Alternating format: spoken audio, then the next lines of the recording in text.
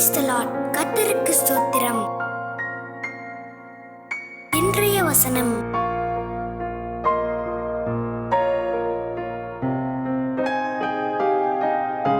லூக்கா 19:1-10 அவர் எரிகோவில் பிரவேசித்து அதன் வழியாக நடந்து போகையில் ஆயக்காரருக்கு தலைவனும் ஐஸ்வர்யவானுமாயிருந்த சகேயு என்னப்பட்ட ஒரு மனுஷன் இயேசு எப்படிப்பட்டவரோ என்று அவரை பார்க்க வகை தேடினான். அவன் குள்ளனானபடியால் ஜனக்கூட்டத்தில் அவரை காணக்கூடாமல் அவர் போகும் வழியில் முன்னாக ஓடி அவரை பார்க்கும்படி ஒரு காட்டத்தி மரத்தில் ஏறினான்.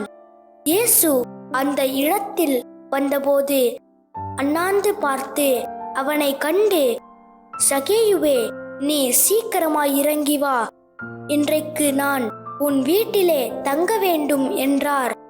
அவன் சீக்கிரமாய் இறங்கி சந்தோஷத்தோடே அவரை அழைத்து கொண்டு போனான்.